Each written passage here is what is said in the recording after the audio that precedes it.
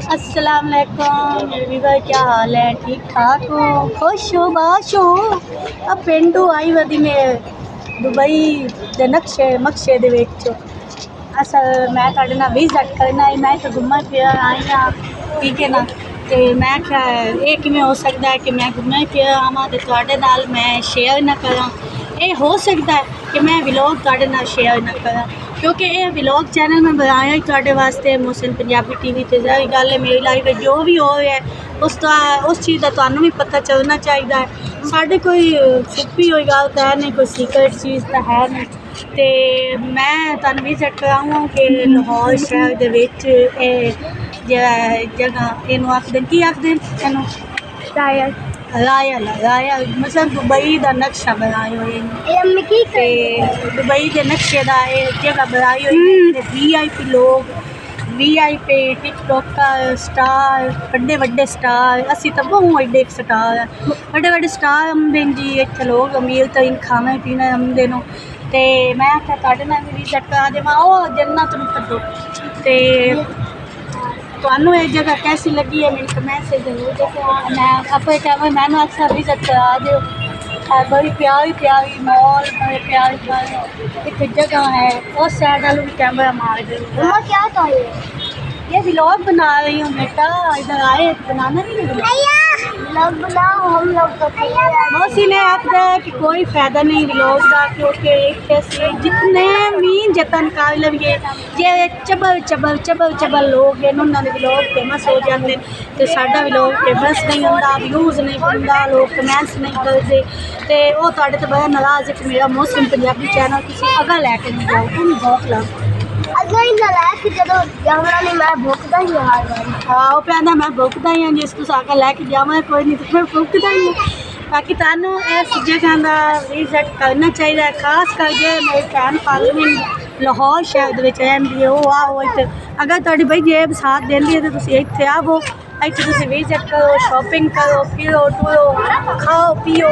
तो हुण असीं जैसे कोई खावे पीवे का लगसा है ना, उस वेले तुहानू वो भी विखसा है भाई असीं की खांदे पे हैं, ठीक है ना। क्योंकि तू जितने भी साढ़े वीवर है ना उन्होंने दूसरे की लाइफ के घुसा की बड़ी शौक होंगी है। तो तुहानू भी शौक है कि मुकद्दस मलिक की जिंदगी की हो रहा, ठीक है जी। मैं तुहाडे नाल कीता होया वादा पूरा किया है कि मेरी जिंदगी की हो रहा की नहीं हो रहा, मैं हर चीज़ तुहाडे नाल विजिट कर सा। तो इंशाअल्लाह अगर इस तू जी जगह तो मैं टुरन गई रात में मैं सॉरी करनी हाँ, मैं बीबी पाक दामन गई हूँ, मगर मैं उत्थे तुहाडे नाल ज़्यादा हम सलाम नहीं हो सकी, मैं ब्लॉग नहीं बना सकी तुहाडे वास्ते। और इस वास्ते क्योंकि उत्थे सैयदजादियाँ हैं, पर्देदार हैं, कैमरा उत्थे ऑन नहीं कर सकता, मगर जिथे खुला माहौल हो सी ना उत्थे मैं तुहाडे नाल जरूर विजिट कर सा। दिखा दे वो जी दुबई नक्शा।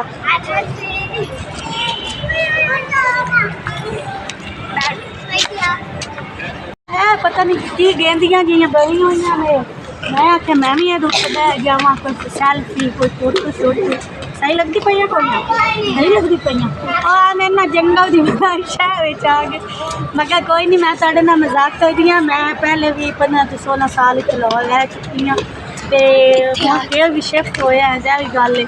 और बेनज़ीर जो फौत हुई है उदों मैं फिर आंदी हाँ, तो उस तो बाद फिर कुछ अर्से बाद कोई मसले मसाइल हो गए, मैं वापस चली गई। वो मसले मसाइल ख़त्म होने तो बाद मेरी जिंदगी होर बड़े मसले मसाइल हो गए, उन्होंने मसलों हल करने वास्ते वो लाहौर आ गई हैं। वो इतने पता नहीं कितने मसले मसाइल उससे तो मुझे मैनू हट के बुआने दे मिट्टी गट्टे खावे पड़ते हैं। हुण मैनू तुसा साथ देव तुहाडे प्यार और तुहाडी चाहत तो बगैर मैं कुछ भी नहीं हाँ। तुसी हो मेरे नाल ते मैं तुहाडे नाल हाँ, ठीक है ना। जिस तरह मैं तुहाडे नाल हर वादा पूरा किया है, उस तरह तुहानू भी चाहिए मेरे नाल हर वादा पूरा करना और मेरा साथ देना और मेरे चैनल में विजिट करना।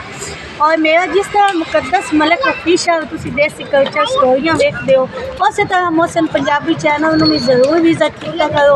और असी ये चैनल से जो व्लॉग करते हैं सिर्फ तुहाडे वास्ते करते हैं, इस वास्ते करते हैं इस वास्ते हो जाए वो इस वास्ते करते हैं कि तुहानू भी पता चले, ठीक है ना, साड़ी लाइफ की हो रहा है। क्योंकि काफ़ी ऐसे व्लॉगर हैं जे ब्लॉग बनते व्यूज़ वास्ते ठीक है ना, मगर मैं ये चैनल सिर्फ बनाया थोड़े नाल रब्ता करने वास्ते। मेरी जिंदगी की होंदा पिया की नहीं होंदा पिया, व्यूज़ तो मेरा अलहमदुलिल्लाह जी कमाई में करनी है थोड़ी बहुती हो तो मेरा मुकद्दस मलिक चैनल से भी हो रही है। मगर काफ़ी मेरिया ऐसिया भैन ने जो ऑफ कंट्री बैठिया वो आखदियां कि मुकद्दस तू ब्लॉग बनाया कर, जी जगह ते जा मैं ब्लॉग बनाया कर। उन्होंने वादा पूरा मैं कर छड़िया, जितने ऑफ कंट्री बैठे नो उन्होंने मैं आख्या बई मैं तुहाडे नाल जो है ना आउट कंट्रियां बह बह के तुसीं मेरे नाल राबते कर दिओ तो मेरा भी पता तुहानूं होना चाहिए कि मैं करदी हाँ। बाकी ये गल है मैं एडे अमीर जना तो मेरी समझी कोई नहीं, क्योंकि एक तो भाई अमीर ज़्यादा लोग होंगे न कारां दे विच ते अस तो रक्शे चावन लगे शर्मिंदे आ, सीधी गल है। मगर आज मैं आ गई हाँ जिगर करके, क्योंकि वो भी किसी के पैकेज से मेरा भाई है वो पैकेज से मैं आई हाँ, क्योंकि वो सानू पुराना एक लैके आया तो मैं क्या मैं नाल ब्लॉग भी बनावा। हम मैं जिस वेले कश खावे बस है ना उस तुहाडे नाल रब्ता कर सा उत्ता ने तुसीं थोड़ा वेट करो।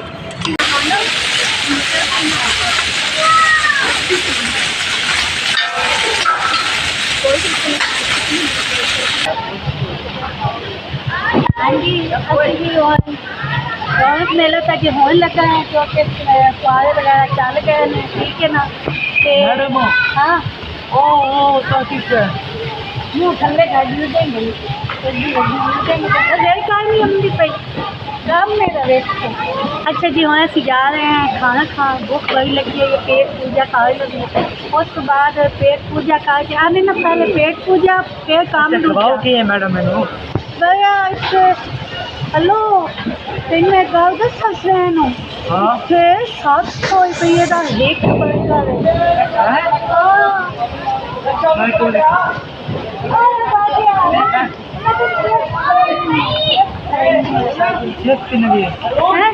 रेट को नहीं पूछा मैं तो बर्गर सोच के चलिए भूख लगी है। अच्छा ठीक है मैडम चले ओ सा मेरे के तो नहीं तू जा तुरंत से बैठ जा ते मैं ना जान तो जानना पे हां कैसे ते हो जान मेरी सवारी खलोती है मैं उससे चाल जान के ए ते सवारी है ए घोड़ा सवारी है ते हर कोई घोड़ा पे जांदा जान और कुछ दिया ते मैं के आखे कि तू खोतिया पे जाना के जा ए ते जाऊं तो और कुछ जाना है आप का तू कितना नहीं जा का आप रखे ना ए तो तेज के खाई 10 मिनट और बाज के जाओ तो मैं अगर तू जाते ना जान देख के तो मैदान में जान लगा तो मैं आप जा सकते थे उससे तलवार एक करती ना तो मैं 2 जाऊँ आखिर मैं भी तो शामिल होना चाहती मैं जाऊँगी नहीं वो तो तुम्हारी है मैं आप जानती हूँ मैं महीने रुक बाद अस्सलाम वालेकुम जी हुण असीं आ गए हैं जी जंबो पार्क जिहड़ा तुहाडा अपने साडे सोशल मीडिया ते बड़ा फेमस है जंबो पार्क जंबो जंप जाके हुण जंबो जंप जिहड़ा है ना ये जो रेट जंप लेने जाके मुझे पता लगता है भी कितना है कि स्वाद ते मज़ा आ जाता मैनू फीस दे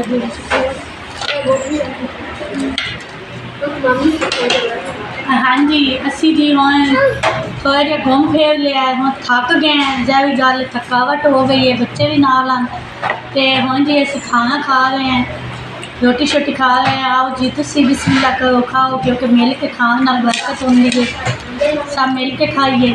और साडा हुण असी एक खाना खा के बच्चे झूले दे रहे हैं तो फिर अस गल चलिया जाना तो तुहानूं भी अल विदा कर खड़ी आई ते हुण सानूं इजाजत देओ अल्लाह हाफिज़।